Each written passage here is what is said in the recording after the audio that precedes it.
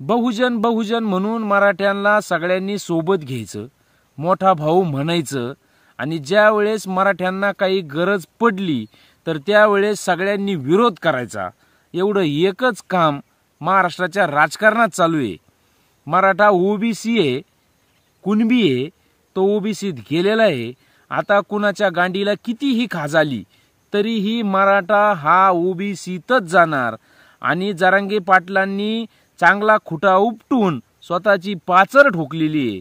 आणि आता ही पाचर अशी आहे की किती आले म्हणजे तुम्ही किती करा हल्ला, आता लय मजबूत आहे मराठ्यांचा किल्ला.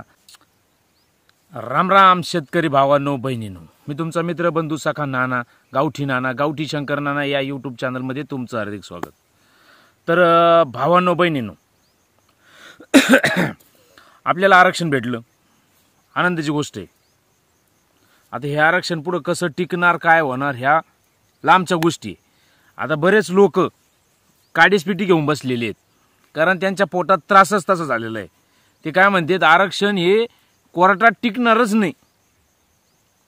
मला त्या येड्या गबाड्या लोकांना एवढंच सांगायचंय, अरे भावांनो, अरे भावड्यांनो, आरक्षण कोर्टापर्यंत जाईन कसं?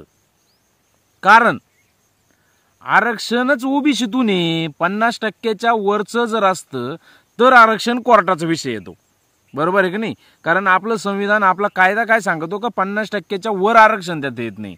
आपण 50% वरचं आरक्षण घेतलंच नाही तर आपण आरक्षण कोर्टात फिरटात काही गरजच नाही, त्याची काही संबंध येतो का त्याचा? पण हे आपले भाऊ बहीण काय म्हणतात, नाही नाही नाही नाही 50% आपलं कोर्टात आरक्षण टिकणारच नाही. अरे 50% वर नाहीच तर टिकायचा काय संबंध आला? येडे झाले काय तुम्ही? बर, हा झाला पहिला मुद्दा. दुसरा असं आहे का बुवा, लोक म्हणतात का जरांगे पाटलांनी बंद खोलीत काय चर्चा केली.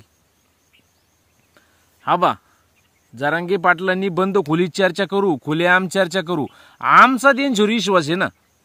तुमच्यासारख्यांनी बोलायची गरज आहे का? तुमच्यासारख्यांनी आम्हाला सांगायची गरज आहे का बुवा बंद खोलीत काय बोलले ना, उघड्यावर काय बोलले, कॅमेऱ्यासमोर? अरे आमचा विश्वास आहे त्यांच्यावर, आमचा आम्ही पाहून घेऊ ना. बाकीच्यांना काय पंचायती एवढ्या? तुम्ही बोलूच नका. नाही नाही नाही आतमध्ये काय? अरे तुम्हाला काय घेणं आहे का? आम्हाला काय पाहिजे होतं? कायदा. तो बंद खोलीतून येऊ, नाही तर कॅमेऱ्यासमोरून येऊ, नाही तर स्टेजवरून येऊ. काय लागत होतं आम्हाला? कायदा. मराठा आरक्षणाचा भेटला ना, बस. बाकीच्या पंचायतीचं काय करायचं तुम्हाला? आणि आमचा विश्वास आहे त्यांच्यावर, आम्ही आमचं पाहून घेऊ, लोकांच्या पंचायती नका करू. आलं का ध्यानात? हा. तर आता खाज सुटली, खाज. आणि ही खाज अशी आहे का ती खाजवल्याशिवाय जाणार नाही. आणि खाजू खाजू यांना जखमा होणार, तेच खाजवणार, त्यांचीच खाजे तेच पाहणार. आपला काय संबंध नाही. कुत्रं राहते, कुत्र्याचं जर पोट दुखायला लागलं ना तर कुत्रं काय खातं? हरळ, गवत खातं. तुम्ही पाहिलं असेल ना. मांजर काय खाती? गवत. आणि वाघ काय खातो? वाघ मेलेलं खातो का मारून खातो? वाघ मारून खात राहतो. म्हणजे मराठ्यांनी जे आरक्षण मिळवलं हे वाघासारखं त्यांनी मारून मिळवलंय. आलं का ध्यानात? आतापर्यंत मराठा आरक्षणासाठी जेवढ्या भावांनी बहिणींनी आत्महत्या केल्या त्यांच्या आत्म्याला तर शांती लाभन ना आरक्षण भेटल्यावर. बाकी बाजार गप्पा लय आणतात लोकचं काय घेणं आहे आपल्याला? आरक्षण तर घेतलं. आता खरा मुद्दा इथून पुढे असा चालू होतो की राजकारणी लोक आता भांडणं कसे लावून देऊ राहिली. तुम्ही काल परवा बऱ्याच जणांच्या तुम्ही प्रेस कॉन्फरन्स पाहिले असतील, मला नाही येत ते शब्द, ते पाहिलं असेल तुम्ही. तर त्याच्यात ते काय म्हणते माहिती आहे का, कोण काय बोलन त्याचा नियम नाही. आता आपले आदरणीय नारायणराव राणे साहेब ते काय म्हणले, कोणताही स्वाभिमानी मराठा, खानदानी मराठा, शानोकुळी मराठा कुणबी सर्टिफिकेट घेणार नाही. आणि हे जी सरसगट कुणबी सर्टिफिकेटचा कायदा महाराष्ट्र सरकारनं केलेला आहे ह्या कायद्याला माझा विरोध आहे. वा वा वा. सगळे मिळून नारायणराव राणे साहेबांसाठी एकदा टाळ्या वाजवा. आलं का? आता नारायणराव राणे साहेब तर आपलेच आहेत. अजून मला बाकीच्या नेत्यावरती यायचंय, पण आदरणीय माननीय नारायणराव राणे साहेब आपले आहेत, मराठा समाजाचे आहेत. त्यांना सुद्धा त्रास झाला मराठ्यांना आरक्षण मिळाल्याचं. मला असं वाटतं की नारायणराव राणे साहेबांना मराठा आरक्षण मिळालं याचा त्रास होण्यापेक्षा त्यांना जास्त त्रास मराठा समाजात एक होतकरू नव्या उमेदीचा माणूस तयार झाला याचा जास्त त्रास होत असेल. 100%. पहा गंमत तुम्ही. थोड्याच दिवसात त्यांचे का आता ते पोटात आहे का ते वाटात येऊ राहिलं, आणि जे वाटात आहे का ते डायरेक्ट तुमच्या समोर येणार थोड्या दिवसात. मग ही जळजळ कायची आहे? आम्ही शान नकुळी, आता आम्ही बी शान नकुळीची. मग मला बी नाही भेटत आरक्षण घ्यायचं का? माझी तर स्वतःची कुणबीची नोंद सापडत नाही, तरी मी आंदोलनाला पाठिंबा देतो. मग काय राहिलं बाकीच्यांचं काय? पण ही जी जळजळ आहे का, हे जी पित्त खवळतं का मराठ्यांच्या नावानं, मराठ्यांचंच, हे लय महत्वाचा विषय. तेव्हा यांच्याकडे लक्ष देण्यापेक्षा आपलं काम आपण करायला पाहिजे. आणि आपलं काम काय? आरक्षण भेटलं ना. आता जर कोट्यवधी मराठ्यांचा फायदा होणार आहे तर नारायणराव राणे साहेबांनी पण साथ द्यायला पाहिजे ना. कोर्टात कसं जाईन? जर नेलं तर जाईन ना. बर, सगळ्यात महत्वाचा विषय, आता बरेच लोक म्हणतात का हे कोर्टात टिकणार नाही. अरे मला एक सांगा तुम्ही, जे आपल्या आरक्षणाला विरोध करतात तेच कोर्टात जाणार, बरोबर आहे का नाही? तर मराठा समाज हा निकष लावून, म्हणजे कुणबी ह्या प्रमाणात तो आरक्षणात बसलेला आहे. त्यांचं निकष काय आहे? कुणबी. मग बाकीच्या ज्या जाती ओबीसी समाजात आलेल्या आहेत त्या कोणत्या निकषावरती ओबीसी समाजात आल्या, हा महत्वाचा विषय आहे का नाही? आपल्याकडे तरी कुणबीचं निकष आहे, त्यांच्याकडे कोणताही निकष नाही. त्याच्यामुळे त्यांचं सरसगट आरक्षण कॅन्सल होणार. त्याच्यामुळे ते हुशार आहेत, फसवायला एक नंबर आहेत ते.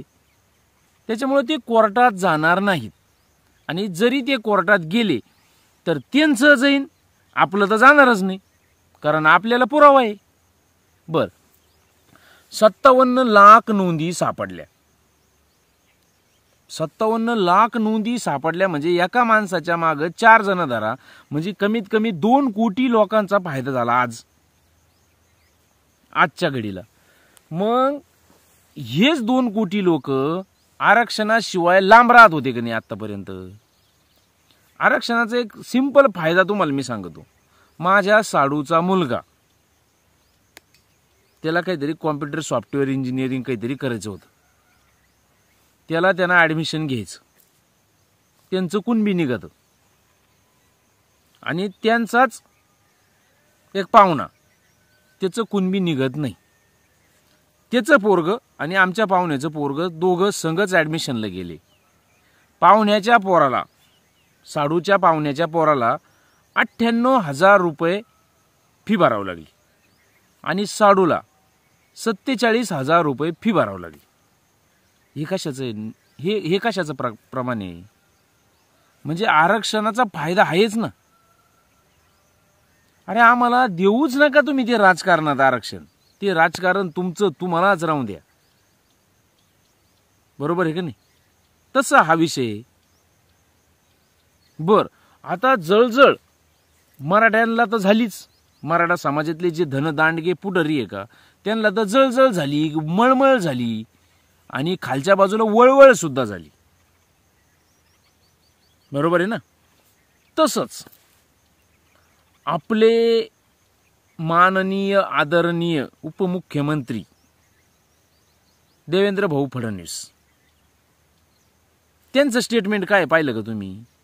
मी ओबीसी वरती अन्याय होऊ देणार नाही आणि जर ओबीसी वरती अन्याय व्हायला लागला तर मी दिल्लीतल्या वरिष्ठांशी बोलन. म्हणजे तुम्ही विचार करा, 34-35% असलेला मराठा समाज यांच्यासाठी अजिबात महत्वाचा नाही. यांच्यासाठी महत्वाचं कोण आहे? ओबीसी. अरे पण मुळात मराठाच ओबीसीत गेलाय आता. म्हणजे तुमचं म्हणणं अगदी बरोबर आहे, ओबीसी वरती अन्याय होऊ देणार नाही म्हणजे मराठ्यावरती. सरळ सरळ गणित देंदे. आता तुमचे राजकीय पैरे थेरे आम्हाला नाही कळणार. आम्ही भोळी बाबडी माणसं आहे गावाकडची, आम्हाला नाही कळणार. आणि आम्हाला तुमच्या राजकारणाच्या भानगडीत पडायचं बी नाही आणि आम्हाला ते कळून घ्यायचं नाही, आहे का नाही? तसंच कोण काय बोलन, मी माझ्या ह्या आरक्षणाच्या पहिल्या व्हिडिओपासून एकच गोष्ट सांगतो की मी 100 पैकी 100 मार्क फक्त छगन भुजबळ साहेबांना देतो. कारण ते त्यांच्या ओबीसी समाजासाठी छाती ठोकून उभे राहिले. त्यांचा मागचा इतिहास काय आहे काय नाही आहे त्याच्याशी मला देणं घेणं नाही, पण तो माणूस छाती ठोकून उभा राहिला समाजासाठी. आणि आमचेच मराठा समाजाचे लोक छाती नाहीच आहे त्यांना, कारण त्यांना फक्त मतदानापुरता मराठा समाज लागत. आलं का ध्यानात तुमच्या? विचार करा तुम्ही. मी माझ्या पहिल्या व्हिडिओपासून सांगतो की मी 100 पैकी 100 मार्क हे छगन भुजबळ साहेबांना देतो, कारण ते त्यांच्या समाजासाठी ओबीसी समाजासाठी छाती टाईट करून सगळ्यांसमोर उभे राहिले. पण आमचेच मराठा समाजाचे नेते उदाहरणार्थ नारायणराव राणे साहेब, रामदास कदम साहेब हे लोक छाती पुढं काढण्यापेक्षा मराठ्यांच्याच पाठीवरती वार करायला तयार झालेत. आणि यांना सगळ्यांना सगळ्यात मोठा आश्रय कोणाचा आहे तर तो आहे देवेंद्र फडणवीस साहेबांचा. ते सुद्धा ओबीसी समाजाला धक्का लागून देणार नाही. अरे आम्ही माणसं नाही का? मग विचार करा तुम्ही, आम्ही पण माणसंच येत ना राव. आमचा पण विचार करा ना कधीतरी. काय वागणूक धरली तुम्ही? भावांनो बहिणींनो, मला राग त्याच लोकांचा येतो जे मराठा असून मराठ्यांच्या विरोधात राजकारण करायला पाहतात. मराठ्यांच्या हातातोंडाशी आलेला घास यांना मान्य नाहीये. जर यांना मराठा आरक्षणच मान्य नाहीये तर यांना मराठा म्हणून घेण्याची सुद्धा आम्हाला लाज वाटतीच. बरोबर आहे की नाही? का काका म्हणू नका भाऊ, काका तर भयानक माणूस. काय दिवस येत राव. आरक्षण मागितो राव माणसं. बरं आरक्षण भेटलंय ना आता. बहुजन म्हणून मराठ्यांना सगळ्यांनी सोबत घ्यायचं, मोठा भाऊ म्हणायचं आणि ज्या वेळेस मराठ्यांना काही गरज पडली तर त्यावेळेस सगळ्यांनी विरोध करायचा. एवढं एकच काम महाराष्ट्राच्या राजकारणात चालू आहे. मराठा ओबीसी आहे, कुणबी आहे, तो ओबीसीत गेलेला आहे. आता कुणाच्या गांडीला कितीही खाजाली तरीही मराठा हा ओबीसीतच जाणार.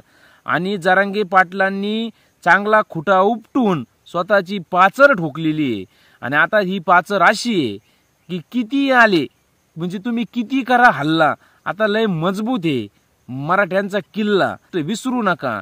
आता शिक्त मुंबईत घुसलाय मराठा. ज्या वेळेस हाच मराठा दिल्लीत घुसन त्यावेळेस दिल्ली का दिल भी जीत लेंगे और मराठा आरक्षण भी जीत लेंगे. बरोबर आहे की नाही भावांनो बहिणींनो? कोणी किती करा चर्चा, काही करा, काही फरक पडत नाही आम्हाला. मेलेलं जे कोंबडं राहतं का ते आगीला घाबरत नसतं. त्याला काय भाजलं काय, जाळलं काय, तोडलं काय, ते मेलेलं राहतं. आम्ही आरक्षणासाठी किती बलिदान दिलेले आहेत ते आतापर्यंत कोणत्याच राजकीय नेत्याला दिसले नाही का? याचा पण बाकीच्यांनी विचार केला पाहिजे ना. आणि आम्हाला गाजर कोणतं दाखवलं जातं? भावांनो बहिणींनो, सगळ्यात महत्वाचा विषय की मराठ्यांना आरक्षण हे 50%च्या आतच भेटलं पाहिजे. कारण मराठ्यांना गाजर दिलं जातं या गाजर सरकारकडून का आम्ही तुम्हाला कोर्टात टिकन असं आरक्षण देऊ. अरे जे कोर्टात जातं ते 50%च्या वरचं जातं आणि 50%च्या वरचं आरक्षण कोर्टात टिकत नाही, म्हणून आम्हाला 50%च्या वरचं आरक्षण लागत नाही. आम्ही मराठा कुणबी आहे. आम्ही जर हातात तलवार घेतली तर आम्ही मराठा आहे आणि जर आम्ही हातात नांगर धरला तर आम्ही कुणबी आहे. म्हणून आम्हाला फक्त कुणबीतच आरक्षण लागतं, कारण कुणबी आणि मराठा दोन्ही एकच आहे. बाकी तुम्हाला काय लावा करायच्या लावा ताकद, आम्ही नाही वाकत. बरोबर आहे की नाही भावांनो बहिणींनो? तुम्हाला जर हा व्हिडिओ आवडला ना तर व्हिडिओला लाईक करा, कमेंट करा. लई आहे बोलण्यासारखं, पण आज थोडं थांबून घेतो. उद्याचा व्हिडिओ नक्की कडक बनवणार. जय जवान, जय किसान, जय शिवराय.